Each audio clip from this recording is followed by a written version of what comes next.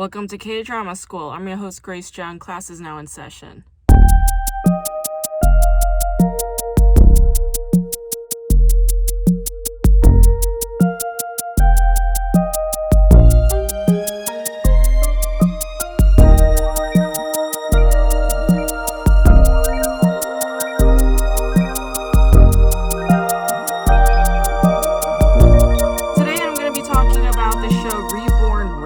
Which is a JTBC drama based on a web novel written by writers Han Kyung.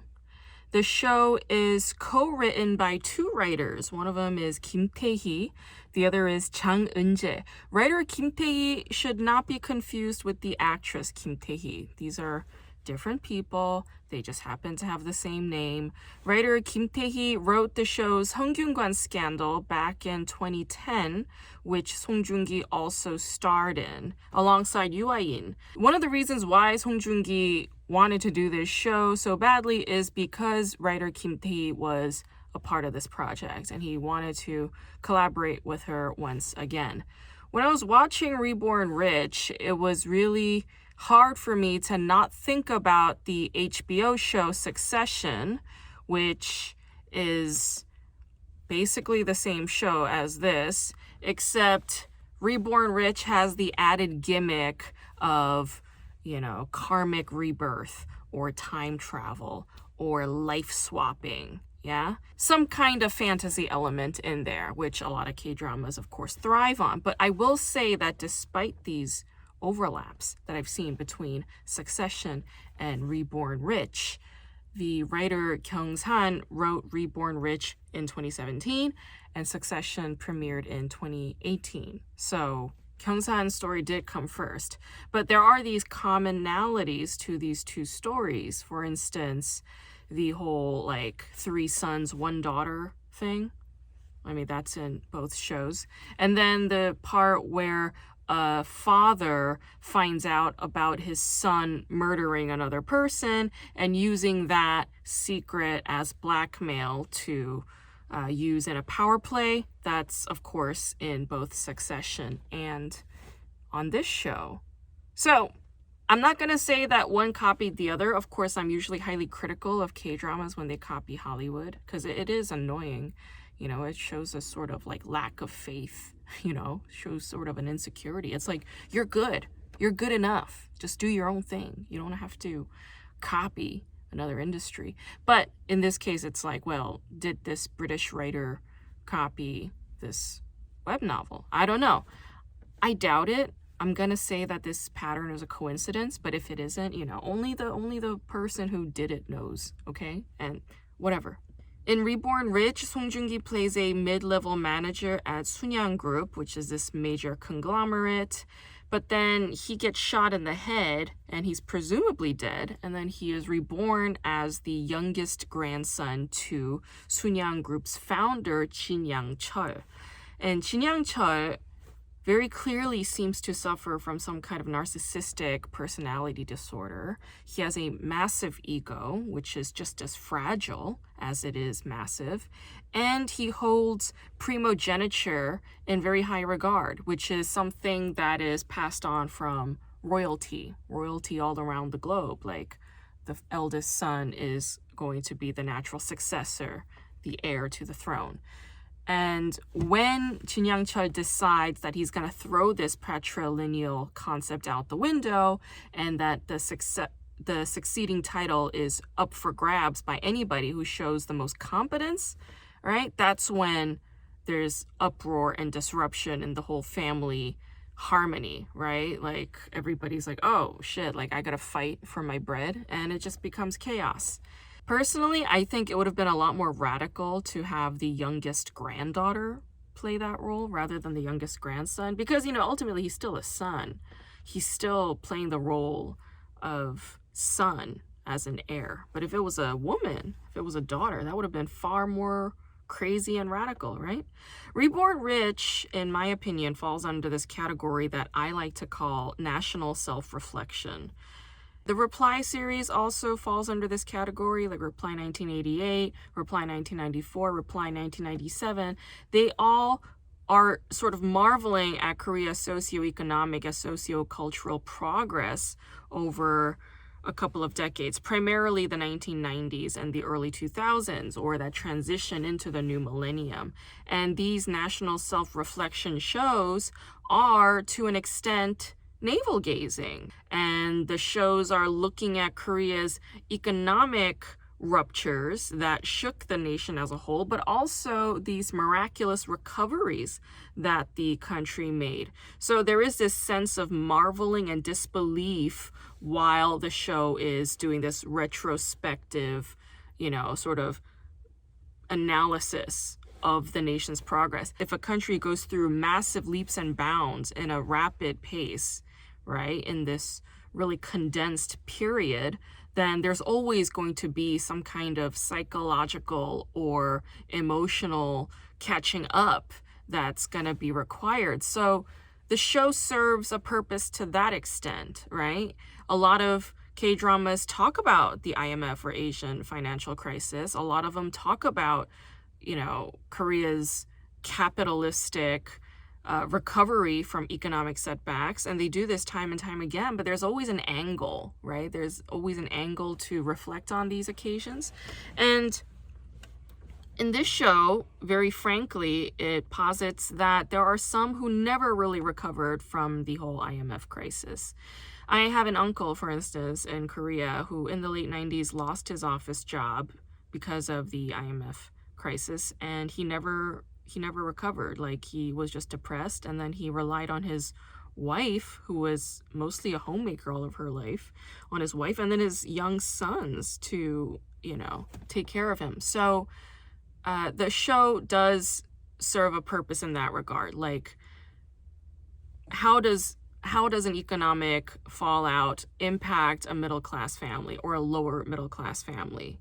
Talking about crises that happened in the 1990s or at the turn of the 21st century, you're naturally going to attract millennial viewers and Gen Z viewers because these two generations have lived through this era. So intertexts like Home Alone or Titanic or Seotteji, these are nostalgic calling cards for this two demographic. And they are probably the ones that are watching this stuff the most and bringing this show to such high ratings that it's like beating Sky Castle, right? So a national crisis like the IMF bailout, and then the national celebration of the 2002 World Cup games where South Korea went to the semifinals, which was like unheard of. It was unheard of. These historic events are very prominent in these generations' minds. And so the show is banking on this sort of nostalgic pleasure aspect as well. It's like, oh, you got the nostalgic suffering, right? The late 1990s, but then you also have that massive euphoric pleasure when the whole nation came together as one and was celebrating this huge achievement, athletic achievement. So nostalgia is, of course, a powerful tool on Reborn Rich to gauge some of these specific kinds of audiences. How are these national events going to be used by a person who knows that these events are on the horizon, right?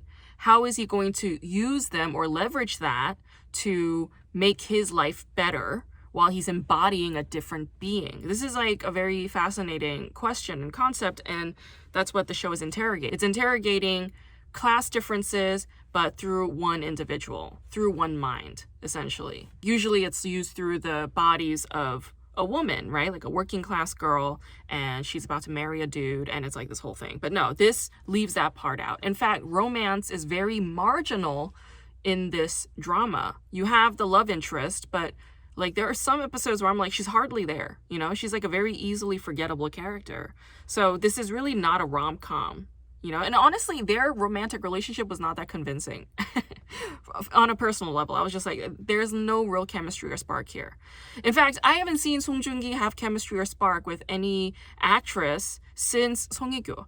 And here's an idea. I would love to see a show with Song Joong-ki and Son Ye-jin together. I mean, I think that would be something really hot to see. Yeah, I would love to see that drama. I don't know if they made that drama yet. I don't know if they made that film yet, but I would like to see it. Yeah, that's a good one. That's a good pairing. Try that.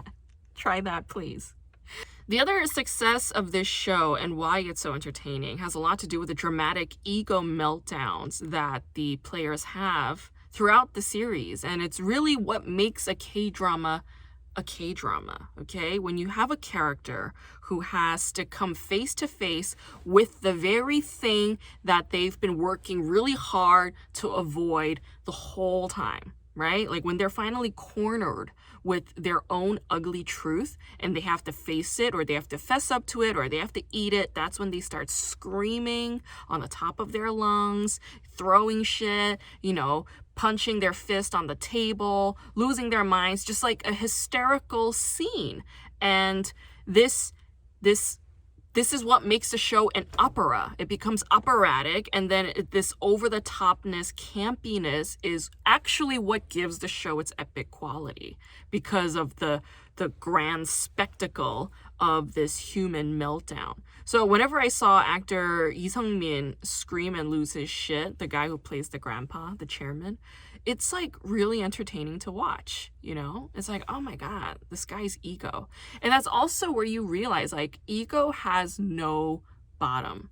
Like, ego is a bottomless pit. When you pair ego with anger, ego, entitlement, anger, and rage, oh my gosh, like that character can scream forever and they will never be satiated. So the show is entertaining to see because characters have to face their downfall in a really intense way.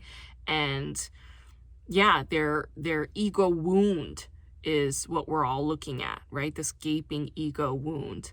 And that's sort of the reason why we were all entertained by shows like Sky Castle, World of the Married. You have a lot of scenes like that where people are losing their shit over an ego wound. Song Joong-ki is such an interesting actor for me to watch because he's so quiet and he's so restrained, but he's also very precise. He's a very precise actor. And all throughout his quiet intensity, there's this deliberateness and focus. Yeah, he's a pretty decent actor. It'd be interesting to see like what different kinds of work he'll start doing after a series like this.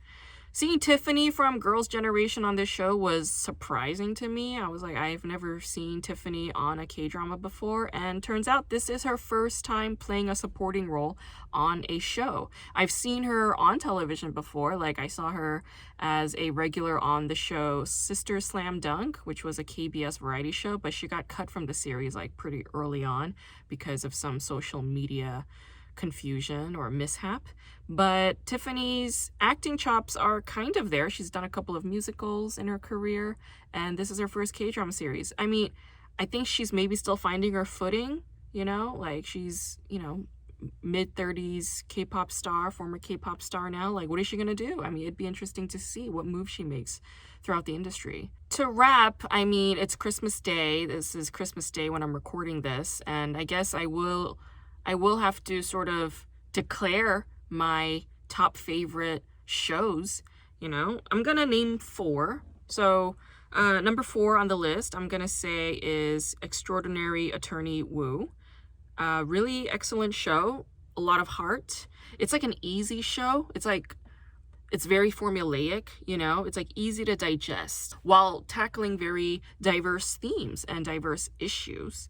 And then the show Our Blues, I love that show. I mean, I love the writer. The writer is phenomenal. And I love the cast. I mean, what an ensemble cast, and such intensity, such emotional intensity while watching that. So I would name Our Blues as another show that I love. I'm going to say 2521 was also a good show.